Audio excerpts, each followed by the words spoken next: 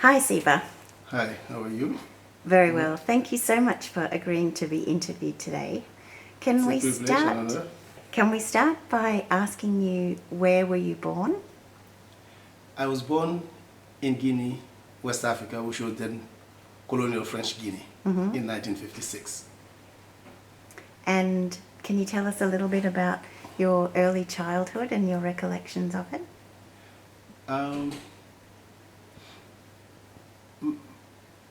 I was born to a man we are from the rainforest, a man who unfortunately, but didn't go to school and was left his village when he was already a grown man and came to the city to go to school. And by grade 4, he was already old enough to stay in school, so he left grade 4 and he became a mechanic until he met a couple of French people. One was actually of Lebanese origin, and one taught him to be a mechanic, and the other one taught him to be an accountant. And so, did you grow up in a big family with a lot of brothers and sisters? In my early childhood, no, but by the time I was 14, my family already had 17 children. So my dad was, like many people his age, polygamous. He had 4 wives. Yeah. And was it expected that you would go to school in that time and that place? In most families, people like me were not expected to go to school. We were supposed to grow up in the village and expected to help our parents when they grew old because they were farmers. But because my father's life was no longer confined to the farm, though my mother's was, my dad pretty much expected me to go to school. So, Siba, how did it come to be that you ended up studying law? It is actually an interesting story. Initially, I had thought, because I grew up in the village and by this time actually on the outskirts of the city, I met a number of priests, and so my first idea was to become a priest, because the priests were around me, the people who were clean shaven, who were nicely dressed, who didn't have wives to cheat on, who were not drunkards, and etc. So that was really my aspiration initially. But my father had a brother who thought, since I was young, that I should be a judge. That is because my own grandfather was in our village a local judge. So he thought that I should be replacing him, though he thought that I would grow up and go to the village and do that. So the idea of being a judge had been implanted in my head since I was much younger. So how was it the case that an African person could be a judge in the context of a colonial situation? Were there different courts, or? I lived only 2 years under colonialism. By the time I went to school, yeah. My school was actually Gabal Abdel Nasser Yeah. University, and it was a fully independent country, and a country that was of the first so-called progressive African state. And so yes. And who was the first leader of independent Guinea? The first leader was Sékou Touré. Sékou Touré in France, in the former French colonies, was probably the most stubborn nationalist who the French never got a chance to get rid of. Not that they didn't try, because they tried for nearly 2 decades to get rid of him, literally to eliminate him, and they couldn't. And what made him distinct from other leaders in other French colonies was that he was the least educated of all the leaders of his time. He was a postal worker, but his base was mostly market women and workers. And so he himself was not educated, and his base was also not educated. I'm putting that in quotation mark here.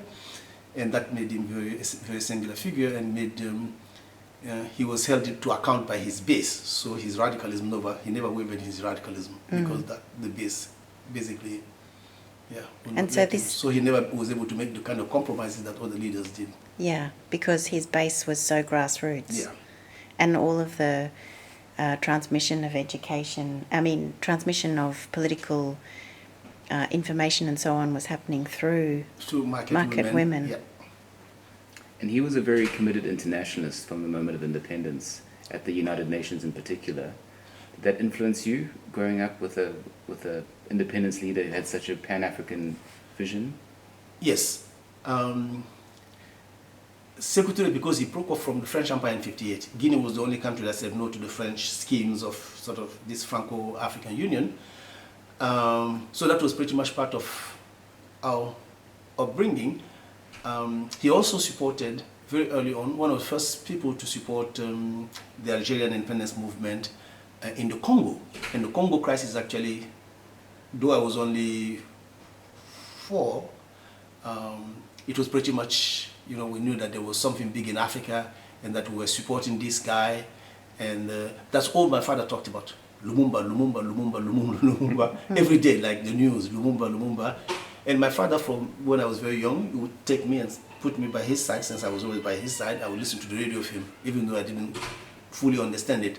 But the 2 major political events I remember when I was very young were Congo crisis and Biafra.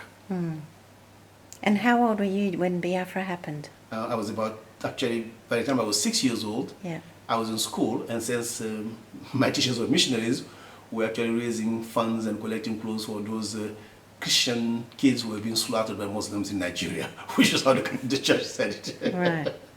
And Which is how the so church said it. you went from school then, and where did you go to study law? I studied law at the University in Guinea, Yeah. in Conakry. And then, of course, everybody went somewhere else to perfect the legal training and that. But I was not one of them, in part because I went to law school, number 1, first in the class, and I left first in the class. So the remedial training that people did in France, I never did that because I was already supposed to whatever. So in my law school I was unusual in many ways, partly because historically people from the rainforest had not been educated. And I remember one of my friends who became a very known poet in Guinea and major radio reporters. His first entry to a national poem was to a contest was about me, about this wonder from the rainforest who came in and blew everybody's mind. I still have it today, actually. I have it on my telephone even, because I was such an oddity. And when you read even the poem today, you understand that there's a kind of condescension, but well-intended condescension, because I was not supposed to be there. Because you were a kind of prodigy Well, in their unusual. perception. And Yeah. so when I did the baccalaureate to go to law school, Yeah. I was first in the country, which was unusual because I'm from the rainforest. People who go, in those days, people in baccalaureate who were first came from 4 high schools: 2 Octobre, Amilcar Cabral, Ho Chi Minh, and I forgot the 4th one. Yeah. But those were the big high schools, and that's where all the... So when I did the baccalaureate, it was very unusual for the country, and it hasn't happened yet, sadly, that somebody from my region was first in the country. So it was very exceptional for some reason. Yeah. So do you remember the title of the poem? The title of the poem was Curiosité de la Cité, and it was about this forest fellow who finds himself in the city where he didn't belong, but everybody marveled at him because he was so imbued in his own intelligence and was so self-confident, and it goes on. And so there's even then I realized that there was a kind of condescension, Yeah. but it was very well intended, because he really became a very good friend, and truly was amazed that I Yeah. was in that place and that I was head of the class. So when you started studying law, was there any international law that you were taught in the curriculum? Yes, we were taught international law, and one particular incident set me on the course that I'm doing. And I always say it because it's one incident, I will never forget it. And it was about international waterways. And this fellow walks in, and I remember him saying, Kaiser Canal, which we now call Kiel Canal, is in Germany, it belongs to Germany. Panama Canal was dug by the Americans, it belonged to Americans. And the Suez Canal was an international waterway until NASA decided to change that. And that's just how international law is being subverted by these sort of radical blah, blah, blah. And I raised my hand and I said, you just told me that Kiel Canal it's German because in Germany. Yeah. What's wrong with Nasser did? And he could not explain to me. And since then I decided that there was something about international law that needs to be corrected. And, Yeah. and I remember that very distinctly. When I went to grad school, everybody asked me why I interested in international law. It's Yeah. the same story. It's the same incident, and it really burned in my. I was so offended Yeah. because we were sitting at a school called Gamal Abdel Nasser University, and somehow this guy thought that Nasser had done something so untoward. Yeah, by nationalising the Suez Canal. But nationalizing the Suez Canal. Yeah. So before we get to grad school, let's just fill in what happened next, because so you studied a law degree, and was that a French civil law degree, or what kind of law degree Yeah, was it it? was a French civil law degree. Yeah. Everything was actually based on French law, Yeah. except for part of the civil code, which Yeah. was, everything that has to do with marriage, children, inheritance, and etc. Those were based on presumably African laws, Yeah. right? Those were meant to reflect our own traditions and etc. But everything else was French law. And who were your teachers mostly? All of them were trained by the French Yeah. during the colonial period, Yeah. but they were all Guineans except a few who did not teach me directly but who were there. And that has to do with the fact that we did not have as many French teachers directly as people in Senegal, Cote d'Ivoire, etc. Because in '58, when Guinea decided no to the French referendum on the French Union, Yeah. De Gaulle overnight sent a ship in 48 hours, came and took all of French bureaucrats out of the country. They burned everything they couldn't take back. And they burned even the blueprint to the Suez system because de Gaulle had decided to send Guinea back to the Stone Age so as to discourage other countries from mimicking what Guinea did. But, and this is also one of my father always reminded me of that, the boat that came to take out French bureaucrats and French office materials and the blueprint to do everything else, that ship also brought in French radicals who came to help Guinea. They were communists, and Jean-Cyril Canal was one of them.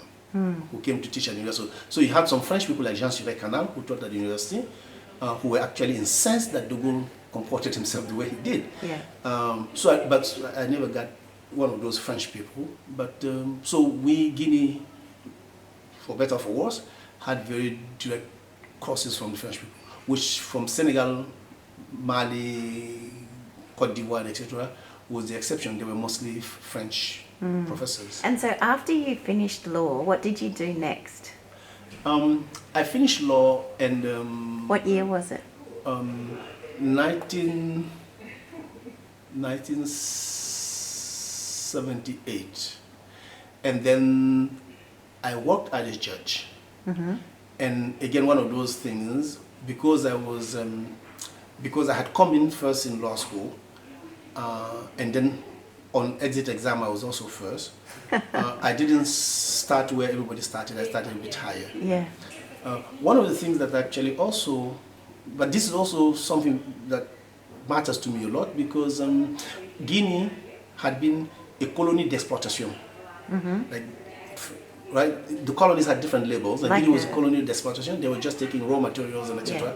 So Guinea did not have, they were not, the level of education in Guinea was very low. Yeah. So people like my father, who started in public administration very high, had expected that every year they will actually, in their own lifetime, would recede, right? So every time there's a generation of people who left the university, a generation of older people were demoted, right? So my father in real lifetime went from being director of something to being just a low-level sort of administrator, right? So basically, because I was first in class, I started law school in intermediate rank, but I moved up very quickly. And by 2.5 years later, I was sitting on the Second Court of Appeals in Bouquet.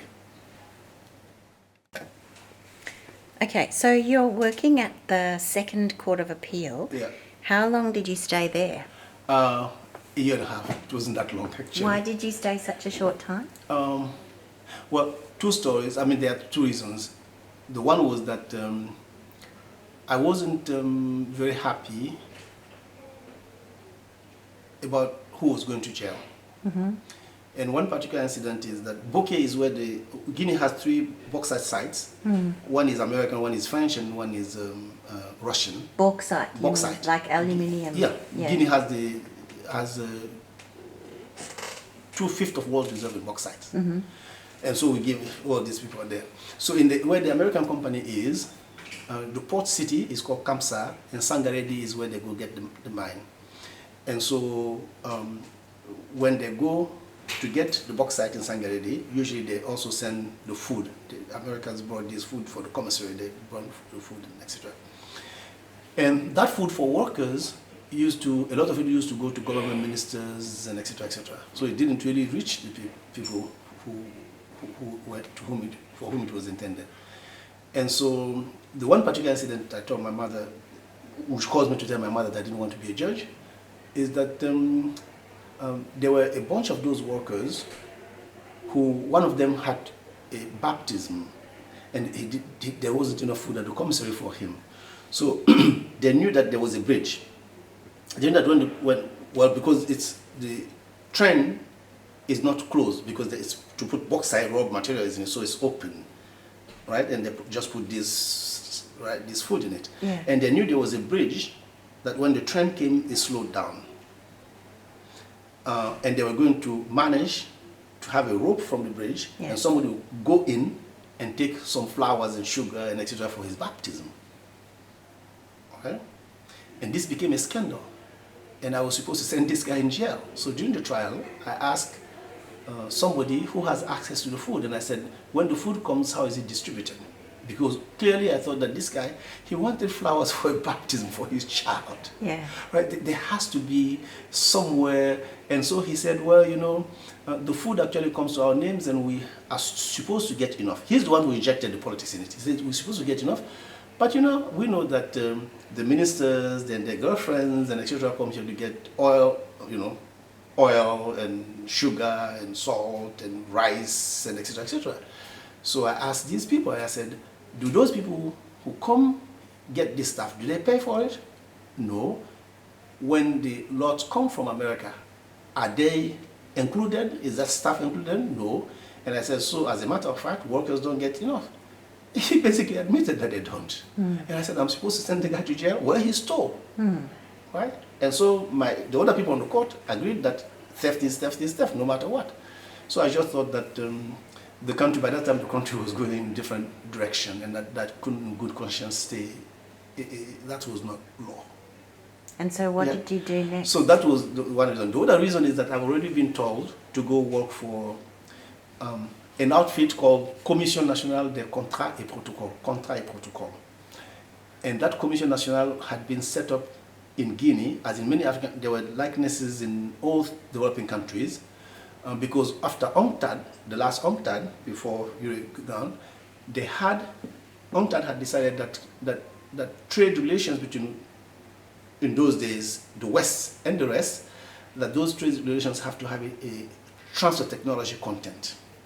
And so my job as director of this juridical office, I was director of it, was to monitor the transfer technology content from, in our trade, whatever. So every trade has to have a component of transfer with the word know-how, which means both the technology and how to use the technology.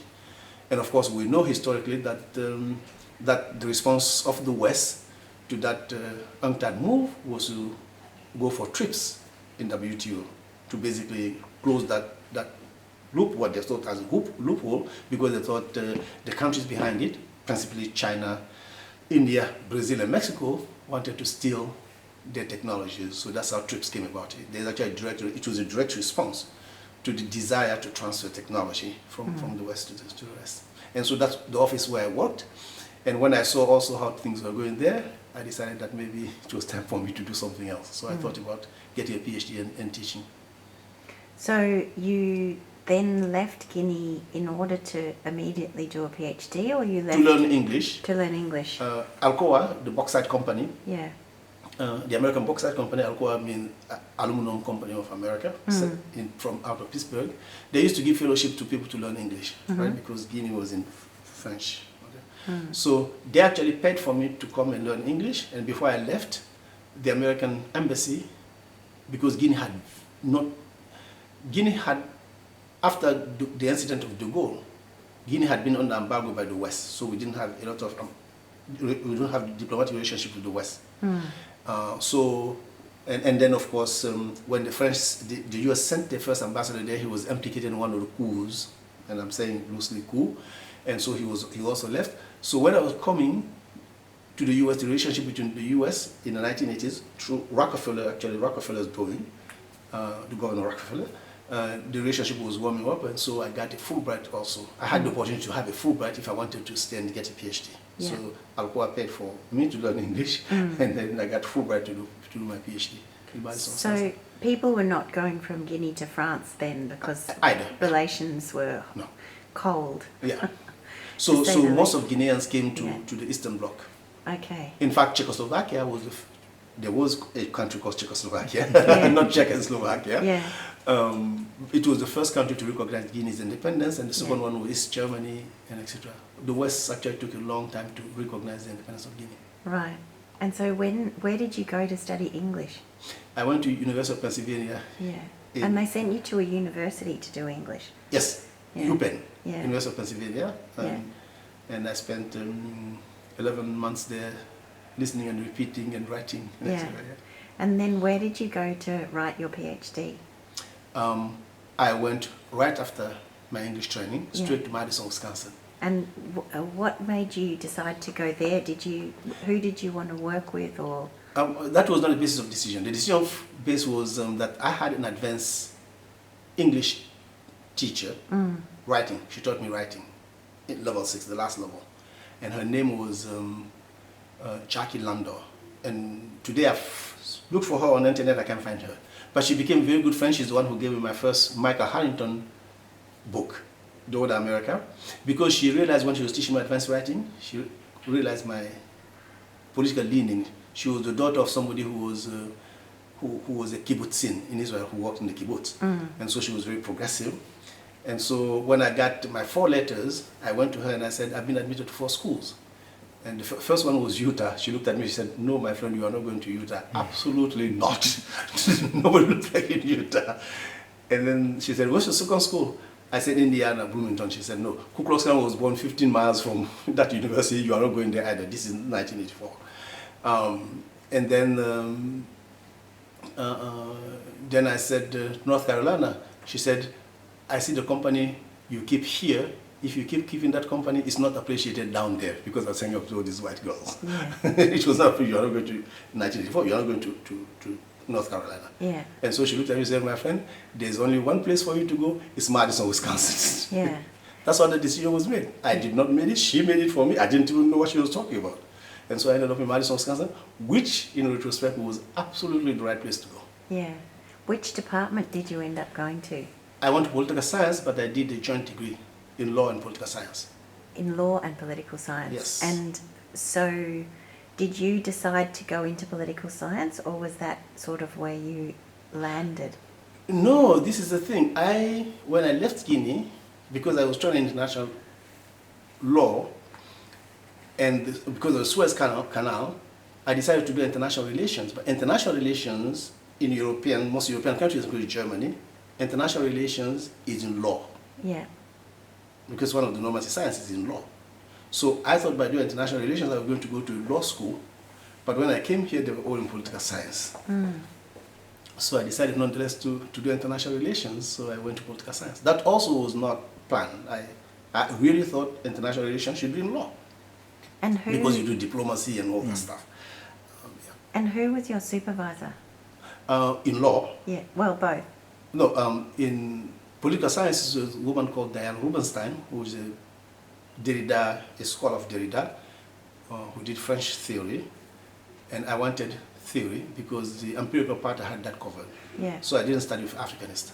I studied with theorists. Yeah. She and Mary Edelman were my 2 advisors. Mary Edelman, who wrote a book called Languages That Succeed, Policies That Fail. Okay. And it was about the right wing. He actually is one of the people who foresaw what is happening today in America. Very smart man. So those people were my advisors in political science. And in law, it was a legal historian, Henry Hartog, who just retired from Princeton University, but he was then in Madison, Wisconsin. But I took courses with all the critical legal theory people. And was that when David Trubeck was Trubeck, there? yeah, David Trubeck was there, Joe Thumb, and there was a fellow from Colombia, the country of Colombia, Fernando Rojas. They were all the critical. So I took classes from all of them, critical theory, legal theory, blah, blah, yeah. What was your thesis topic? My thesis topic was,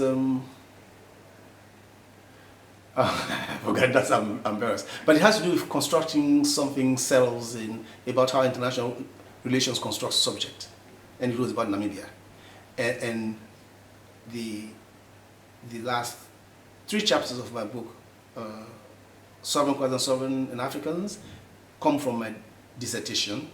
The theoretical chapters, that's as an insight afterward. So I rewrote the first 2 chapters, and then, yeah. So how did you proceed with that research, and were your supervisors supportive? Or? Okay, so you're working at the Second Court of Appeal. Yeah. How long? What we would now think of as a very critical south-facing reading of an ICJ judgment, for example. That was also serendipitous. And the reason that self appears in the title has to do with the fact that Diane Rubenstein is a Derridian, right? Yeah. She's a Derrida scholar. So I did that in critical law stuff. But that was also serendipitous, and in retrospect, it was also good for me to have decided not to go for the Africanists. Because Crawford Young and Fred Hayward would never have allowed me to do that. They were doing ideology and politics in Africa, this and that and the other. So, so Diane had no clue what I was doing with law. She cared about the theory, but the rest of it she didn't know because she's not an Africanist. And Hartog was a European legal historian. He wanted me to get my Grotius and everybody right. Pufendorf and all of those right. So it was actually serendipitous in that way. So that's how I wrote it, and nobody really had, there was no gatekeeper for me. Like, yeah. And what was the pathway from that to the book? Was it immediate, or did you start teaching? And well, I mean, when I finished my PhD, I did go to Guinea. I thought that I was going to Guinea to teach, and then that didn't work out, and I had a postdoc at Michigan. I was a Dubois Mandela Rodney Fellow. Michigan had created a fellowship called Dubois Mandela Rodney, and I was the second holder of the Dubois Mandela Rodney Fellowship, and that's when I wrote the book. And what period was that? When did Nelson Mandela come out of jail? 91. 91? I know it's 91. Because the statement from the University of Michigan on Nelson Mandela's release, the statement from Michigan was written by me. Okay. It said so, actually. Who was the first scholar to get that scholarship? Oh, I don't know. No. I don't know. And you were involved in student politics at your time at university? I was very, very involved in the student movement. University of Wisconsin-Madison now has a group called Third World Coalition. It still exists in some fashion, and it has a sort of, I don't know what you would call it, a magazine called The Insurgent. My roommate Eric Hirschberg and I were behind the birth of The Insurgent on our Moro computer. Actually, it was his, but he was very lefty, so we shared it. I mean, there was no joint property. But I created the Third World Coalition because the university gave money to student groups. So I told, and so we had a lot of groups to which I belonged. There was the movement around Philippines, the Bayan movement. This is when Aquino has been assassinated. There were, of course, democratization in Argentina, the student movement in Argentina, etc., etc. There was the student movement in South Korea, Gwangju, against the military. This is 1984, 5, 6. It was very fervent. So I went to them, every group, and I said, why don't you just form a third world coalition? Then we get money so we can bring in speakers, have film series, and so Turkish movement too. We first brought the first edition of YOL, the political movie about Turkey, about the Turkish movement. We brought it first there, and etc. So, and the third coalition is still there in some fashion. So it was African Student Union. The Peruvian had 2 groups because one was connected to shining path, and the other people did not want to have anything to do with it. Salvador had two movements, two groups. Which else? The Iranian had two groups. They were the Fedayeen and the Mujahideen, affiliated groups. Otherwise, every country was just one group. But those were separate. But we were all in the Third World Coalition, and we brought in speakers, and we even had in the summer cultural events like soccers and marches. And I remember that Latin Americans all together had one team. Argentina had their own separate team. But it was fun, yeah.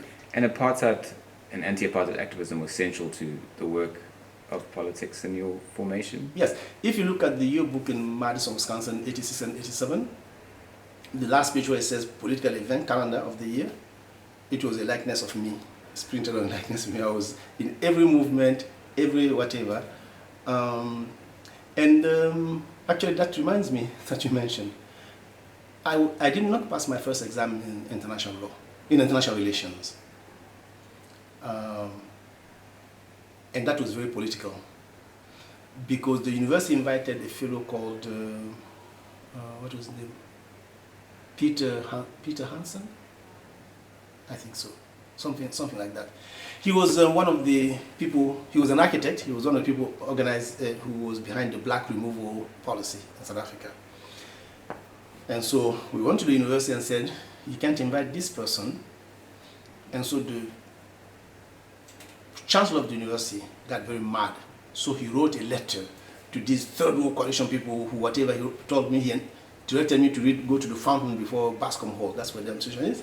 And he says, knowledge is something, the fountain of hope, blah, blah, blah, blah. And he said, you cannot ban people, and etc.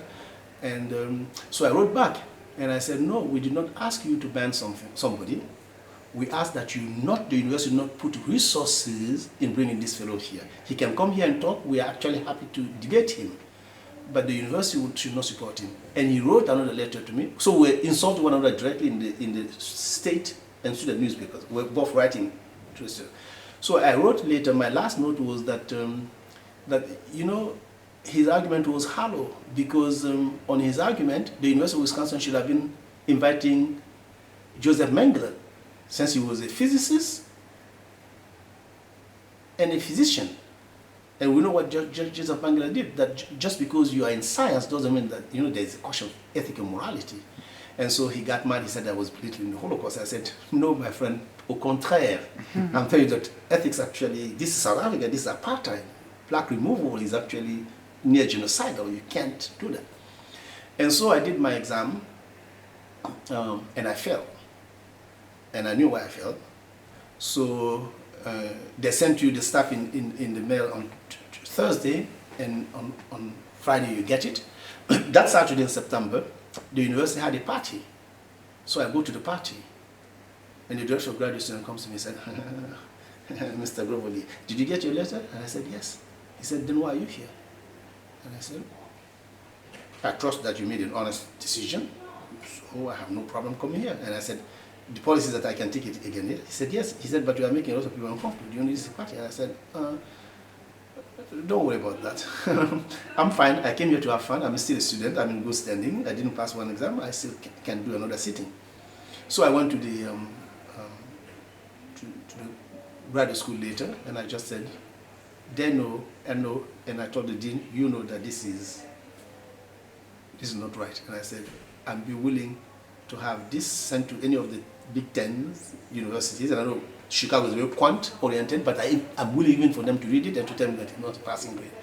And so he said, no, don't worry, and etc. So he settled that. I redid the test, and I passed with distinction or whatever, because they tell me it was CRP, right? But yeah, I was actually very active. It cost me at multiple levels, but that was one of the most, but it all came from that Peter Hansen and the chancellor and I writing insulting one another in the papers. Until they decided I'm belittling the Holocaust. And of course, once you say that, right. So then you went to Michigan to do your postdoc. And was that when you transformed the thesis into the book that Yes. we now know as Sovereigns, Quasi-Sovereigns and African States? Yeah. So I think in the intervening moments you've remembered the name of the South African architect who Yes. came to Madison? Yes, I said Peter Hansen, but it was Peter Claassen. Peter Claassen. CLAASEN. And he came to talk to the architecture. To the architecture department. Right. That's who invited him. And obviously we decided that there was more to his life than architecture. Yeah. And that the university should not be inviting him. Yeah. And so I think the story can be picked up here then.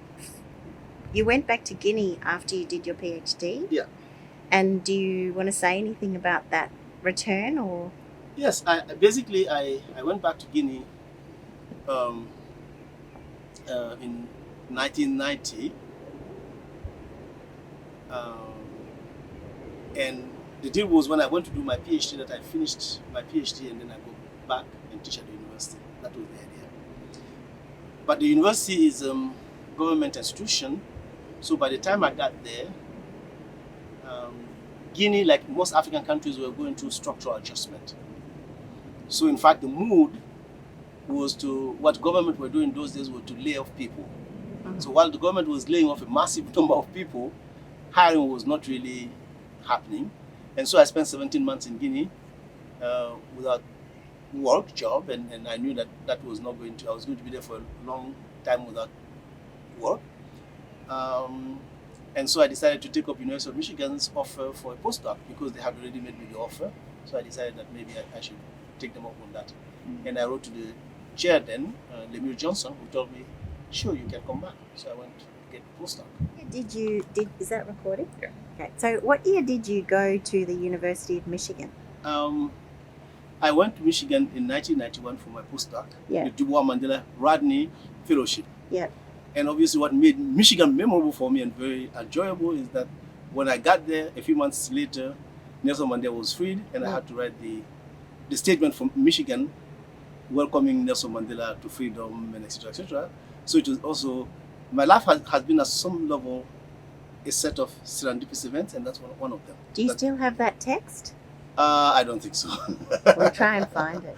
Yeah, but and so, which department did you go to? It was the department at African and Afro-American Studies. DAS. Right. But you were still working on international law. Yes, that was simply where they put, like archives and everything else. Everything people did about the Black world were all located in DAS. Right. But I was teaching really in political science and I think they call it government, I don't know. Anyway, political science. Yeah, okay. And so how did you transform the doctoral thesis into the book at that point? What else was happening were you connected to the field of international law at all? No, I carried on and what actually sustained me was that since the book originally was about the negotiation around Namibia. Yeah. And Nelson Mandela has come out of jail and that process had just been completed. So it was still fresh in my mind and I was still angry at what happened. I think, again, a lot of people might think that I'm very impulsive, and I am in some fashion, but I settled on the theme of my dissertation around the time when the Geneva pre-implementation discussions were happening. And I don't know if you know what pre-implementation were, but at United Nations, after the mandate of South Africa was terminated, there was a series of UN interventions until the time when the General Assembly finally voted to have independence in Namibia, and they voted on a schedule for not only the elections but also the constitution. By that time, the last vote at the Security Council, France, Britain, and the US had abstained. And basically, General Assembly voted overwhelmingly with fewer than 30 abstentions, actually, but nobody voted against, to finalize the process in Namibia. And then the US and Britain in particular decided that, okay, the General Assembly has had its fun, but before you implement your resolution, we have to have a pre-implementation meeting. And the pre-implementation meeting was absolutely about protecting Western interests in Namibia. Mm-hmm. And just like the Suez case, it really made me mad. So I had to write a dissertation about that. But that's really it's really the pre-implementation. And when I talk about it, my student always said, when you get angry when you talk about pre-implementation, I said, yeah, because it was a load of baloney, to be polite. Right? They did not want this thing to happen, and the General Assembly, the International Court of Justice, and the General Assembly finally leaned toward Namibia's independence and South Africa losing the mandate. And then somebody comes and says, okay, you know how what you want to do, but we have to have pre-implementation. It's one of those things that just makes you bad. What do you mean pre-implementation? We know what we are going to do, but we have to have pre-implementation meeting. So that's really what got me, that's what generated this dissertation. Yeah. And so after Namibia, right, after the process was over, then it just carried on. I still had some of that energy left. So what were the, sorry, do you want to ask a question? Mm-hmm. So what were the archives that you drew on to both do the doctorate and transform the doctorate into a book? The Dag Hammarskjöld Library in New York. In New York? Yes. I was there for about 3 months, and then I went back again for 2 months. Yeah. This is also a very interesting story. When I went to the UN to do my research, for some reason I decided that I should never talk. Basically, all UN institutions have to have country represented in etc. But the archives themselves had one Frenchman, one Russian, one American, and a few other people. Right? So I decided to befriend them individually. So I went to the American one time, we started talking, and he gave me an idea. Because when we were talking, he said, "You are here to study Namibia, huh?" And I said, "Yes." He said, "Well, I bet you don't know what your friends, Russians and etc. are doing with fishing, overfishing, and etc. in Namibia waters, blah, blah, blah." So he told me all the bad things that the Russians do in Africa. Right? And he would go pull the drawer and said, "We had introduced a resolution about this. This is what the Russians are doing, etc. etc." So a week later, and then I read all of those materials about, sort of the contradiction between what Russia was doing and what they were doing behind the scene. So I went to the Russian archivist and I said, "Well, I've heard that you are doing these things and etc. etc." And I got all of the resolutions that were tabled that were never passed, right? By Czechoslovakia, Russia, and then the frontline states. All of those things that don't pass, and also they are not open to the gaze because they just get whatever. He just, he said, "Where do you have lunch?" And one day he just came and gave me all of these things. Right? So Cold War politics actually helped me. And I had a trove of material, and a lot of it I could not cite. Right? But he gave me ideas about what was happening. Yeah. And what kind of intellectual traditions did you locate yourself in at that time? So there'd been some work by Mozambique on Southwest Africa, but it really was a new field at the time. Mozambique was helpful, but I think that, and I read, obviously it's in my footnotes, but I think that because I'm from Guinea, and I always had a jaundiced view of colonialism and etc., or maybe a good view of colonialism. So if you look at James Lorimer, has more to do with, right? And I went from James Lorimer, and then I went to Dutch scholars and etc. But I was interested in how people can really justify extraterritoriality, all of these things that people say in law as if they were natural, right? And I was always fascinated by the idea that you had a classical period of international law. And so I went to see who are these people who could really codify all of this stuff. And of course, just James Lorimer had been the first president of the Royal International Law Society, and he was also Scottish. So,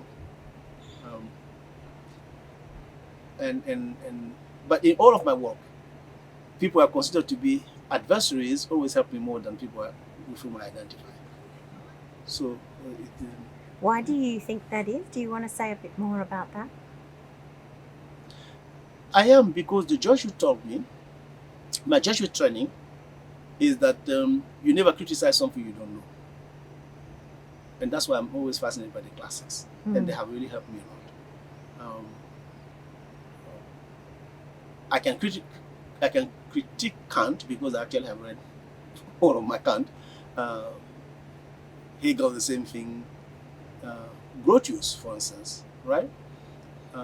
Grotius too was interesting because as I was reading Grotius, Marie Liberum, that's the first time I realized that the seas were free before the Portuguese took over, right? Because Grotius is actually making an argument by comparison. It's implicit, but he doesn't say it explicitly. But what he is basically saying is that the Portuguese could not exclude the Dutch because the seas have always been free, and that Asians and the Chinese in the Strait of Malacca understood that, right? So I wondered, why do we say that the freedom of the sea is some Grotius thing? No, he actually saying that it existed. So it's only stipulated on behalf of the Dutch company against the Portuguese. Right? The question really for me after reading Grotius was, how do you say free seas after Portugal took over? Portugal took over the Strait of Malacca to make the seas free. How can you really understand that, right? That it was free. And so Grotius basically will tell the Portuguese, you are full of it, because we were always free. But then why do we say that Grotius is the one who gave us the idea of the freedom of the sea, that is the seminal work on that, and etc.? And so all of those moments, when I read the classics, allow me to basically rethink about things that are missing, and etc. But if you read sovereign, quasi-sovereign and Africans, and you read Beyond Eurocentrism, I had always said that after I went to law school, and from that incident in Guinea about the Suez Canal, I'd already thought that in my lifetime I should be able to write a critique of international law, and then write a narrative of people who had been present in when laws and ideas about independence will be formulated, and then write one about the future. And I think I'm still on that trajectory. But at that time, I wanted to write about how was it possible for people to think how they thought. You have this wonderful phrase about keeping the archive and dispensing with the canons. Yeah. Can you say something more about that? Yes. I am from West Africa, and because I'm from Guinea, I always knew that Timbuktu was full of archives, even before it became fashionable in UNESCO. I also always knew that Europeans rediscovered the Greeks through Africans. I also were told this, and because I'm from Guinea, so we're very familiar with Cheikh Anta Diop, etc. I always knew that we had far longer connection to the Greeks and to Greek philosophy than Europeans. Right? So as I came to grad school, I began to detect that the classics and what Europeans say the classics say are not the same thing. And so I began to make a distinction between the archives and the canons. And so we are connected to the archives. They belong to us because from Diogenes onward, philosopher did not just visit Africa, actually stayed in Africa. Right? But we do not recognize ourselves in what Europeans say that those texts say. And so for me, that's the difference. So the archives are mine, the canons are theirs, and my dispute are with the canons. So is that part of what led you to the second book, Beyond Eurocentrism and Anarchy? Yes, generally, but Beyond Eurocentrism and Anarchy has to do with the international order and when ideas of international come from. There, actually, that's the Michigan project. That arises from Michigan because we had a discussion one day, and I just said this actually lends itself to a book. We forget that post-World War II era, after World War II, there is from 45 to 1950, just a year after NATO is formed. It is the period that is the most democratic of modern era, because Europe, in the span of 20 years, had gone through 2 world wars, and they had lost self-confidence. You know, existentialism is a proof of that. Italian phenomenology is a proof of that. They had lost self-confidence. So at this time, the people from the colonies, from India, from Vietnam, whatever, were really active members of the debate about the post-war order, and they were actually, people listened to them, paid attention to them. In France, for instance, 1/4 of the people on the left bank who were debating the future of the world were Africans. So it's one of those debates we had at DAS in Michigan one day, and I said, somebody I was talking about these guys, and somebody said, but where are they? And I said, that's actually an important question, right? And today, I say this, and I mean that completely. Derrida was a genius. I do not doubt that. But if 1/4 of the intellectuals on the left bank after World War II were Africans, where did they go? I will never say that Derrida plagiarized, because that would be false. But I do know that from 1905 until decolonization in Algeria, la question musulmane, the question of Muslim, was the most documented question. It was, I think, either section 5 or 4 of every colonial report. So Algerians had been thinking about political subjectivity and the question of orderness, right? Self and order, in far more interesting way than is reflected in Derrida's Talmudic reading. And my question has always been, why didn't we capture that? Right? We read, we don't capture that. But Derrida is an Algerian. How can you write about books about hospitality and not talk about Jews in North Africa? Historically, right? What were those Arabs thinking? How did they see the Jew? How did they whatever? And so all of those for me became very salient as I began to think about the disappearance, the vanishing of all African intellectuals. So I had to go back to Parliament to collect the debate in Parliament to begin to show these people. In fact, before I get too long, when I wrote the section on Dabussier, somebody will ask me, but this read like a Rancière. And I said, you know what? When Dabussier was saying this in 1946, Rancière was still in his nappies. He was 6 years old, and I don't mean that as a disrespect to Rancière, because I like Rancière's political aesthetics. But Dabussier was saying that in 46. So is it Rancière sounding like Dabussier or Dabussier sounding like Rancière? I think you have your order backward, right? But so all of these things these Africans were saying in the French Parliament, on the left bank, and etc., etc., where did they go? Is post-war French theory of the subject, is it all intuitive? I am not sure, actually.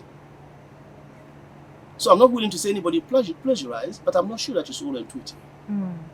Because those discussions had been there. Which is ironic, given that they write about inheritance so often. Yeah. So it sounds like your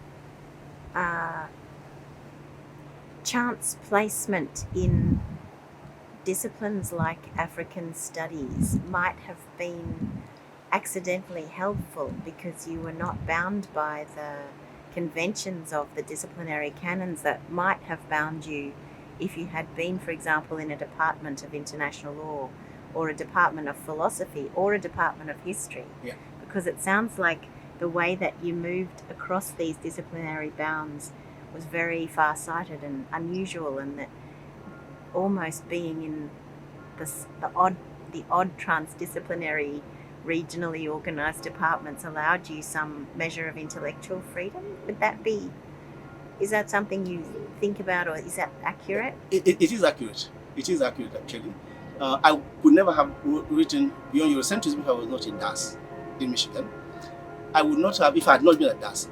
And these two books I'm writing now, the second book, would have been impossible if I were not in Africana today.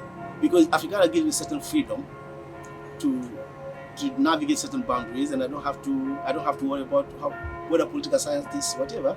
But again, I actually think that I did fairly well at Johns Hopkins in the Department of Political Science, because I have never had the illusion that I can dispense with the canons. So my canonical reading are at least fairly good. And so what I've always done is to expand on those things. So I think I've been fortunate enough that I've been able to subvert the canons and the boundaries of these disciplines by pretending to actually stick to the canons. Yeah. Right? So nobody tells me that I don't read Hobbes. I just start Hobbes with the last chapter on the Commonwealth, and then I read the rest. It's just, right? So even when I've been in departments, conventional department like political science, I've been able to say what I have to. you see. Mm. But being Afrikaner for my second book is that I can completely dispense with my worries about political science and history. What I'm working on now actually is related to beyond Eurocentrism in a sort of indirect way. When I was working on beyond Eurocentrism, there were some themes that came up. And one of them was whether Africans, whether in the diaspora or in Africa, whether it's conceivable that they understand the world outside of the canons. And that's where the book begins, and then I go all the way to Nelson Mandela to talk about African traditions of humanism. And I'm not saying Africans are all one people and etc., but actually I'm making, that's the historical materialist in me. I'm making argument about when people are subjected to the same condition, is there a moment where some element in all of those groups have the same reflexes? And that's what led me from Palmares to Nelson Mandela, Rivonia. After Rivonia, Nelson Mandela and I separate politically, but till Rivonia, it's the same tradition. So, so that project that you've described, is that taking shape in one single book? It's one single book, and if circumstances permit, and I have my sabbatical in Toronto in January, I should be able to complete it, because I've been writing two books together at the same time. Yeah. Because they were related internally. And it's called No Partial, as in impartial, No Partial Public Sympathies. And I'm proposing that as a Republican idea that is central to the African diaspora under slavery and colonialism, from Palmares to Nelson Mandela's Rivonia speech. Because one of the things that no republic that is not African, or no person who has articulated a theory of the commons in the West is actually the idea that in the public domain, the public sphere, that we are not partial to some things. Yeah. Our attachment, affect, our friends, our allies, our regimes of morality and etc., that in the public domain they apply to all, right? Another idea comes from a man called Cromwell, Alexander Cromwell, who was a first generation slave. His parents came from Liberia. And then he wrote a lot about Africa, and his problem was always, right, that he did not have core of anything America said in its constitution. It was always, how can you think of the public and you have private sympathies dominating what the public should be, the line between the private and the public. That we have separate existences in private domain. We don't have to love one another. We can have different faiths, etc. That in the public square, we should not be partial, not to capital, not to workers, not to women, not to anybody. And that's a very crude version of what it actually is. It's a whole book to say, but it is that a republic cannot survive partial private sympathies. We either have public sympathies and they are equal, or we don't have equal. And I don't think that in the West that kind of republic has been possible, but it was possible in Palmares. So it sounds like that work is going to bring together the historical, the historiographical, the effect of the historiographical on philosophical and political thought. Yeah. So it feels like a culmination of some of the threads of your thought and practice that we might be familiar with to date. But if that's not enough, it sounds like you're also working on a second book at the same time. Yeah. Can you say a little bit about that book? The second book, which is going to be published first, was conceived when I was writing my No Partial Public Sympathies book. What I realized when I was working on this book is that I had to so elaborate, so qualify, so whatever, every single sentence, and that the footnotes were getting to be theses and etc. I decided that I needed to write a separate book that people read as a condition of understanding what is happening in the second book. So, and that book is called The Gaze of Copernicus. And what's the argument in that book? The subtitle, which is actually what the book is about, is Post-Colonialism, Serendipity, and the Making of Home. Great title. And basically, in that book, I'm lamenting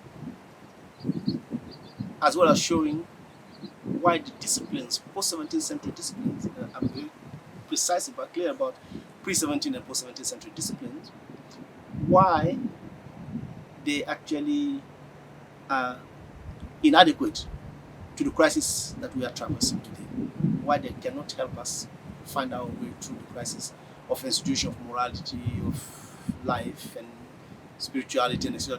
that we are traversing today, because they came out in particular material condition to answer particular questions and concerns and present particular concerns that are no longer that are no longer applicable to the world in which we live. And I want you to say that so that people understand that in fact, historically, it has always been possible to envisage, to imagine different trajectories, and that from separate traditions, different moral visions, different imaginaries could happen. And which is what the No Partial Public Sympathy is about, because I wanted to write about particular traditions in the African diaspora or African descended diaspora. And I have to actually hasten here to say that when I say African, I really mean African. I don't mean black people, because Africa is not black. And, right, since I was talking about the Greeks in North Africa, and of course on the East Coast, Dar es Salaam, these are right. So it's Africa. It's a geography of particular people. But I wanted to say that, and that really is about the disciplines and how we might re-envisage how we study the human trajectory and the human experience. The disciplines are no longer adequate to that. That's one argument. The other argument is that, contrary to what people tell us in international relations, in political science, and etc., the world was not tailor-made. That's the serendipity part. These convergences happen historically, serendipitous, and even those that led to tragedies like the discovery of the New World was also serendipitous. And I like serendipity because serendipity actually is an actual event. Serendipity, obviously we know, comes from Walpole, the British, sorry, the 18th century British man who found himself, I'm sorry, in Sri Lanka, and Sri Lanka, no, I'm fine now. I'm fine now. Sri Lanka is called Serendip. Walpole, a British man who found himself in Sri Lanka, came up with the word serendipity because he witnessed something that he said was quite impossible to see in Europe. How Persians, Sinhalese, Muslims, Hindus, Tamils, and Arabs, how they interacted without any sovereign, without any particular person guiding them, any hand of authority guiding them, and how they came to this arrangement that then went from that place to all the continent around it. And he said that it can only have its own name, and we must call it serendipity because it's here in Serendip that I first witnessed it. And Serendipo is actually the Persian name for Sri Lanka. It means Golden Island. And right, that world too existed before European hegemony. So I'm pushing, in fact, Janet Abu-Lughod's The World Before European Hegemony. I'm moving it to greater length to actually say that even she stays Eurocentric, but there's actually a whole new world there that needed its own name. So serendipity we now have associated with happy occurrences, but when Walpole coined the term, it was actually about how worlds are made in this sort of magical way, unguided and etc. So that's why the book actually has serendipity in the title, and the beginning of the book is about how the world is made serendipitously.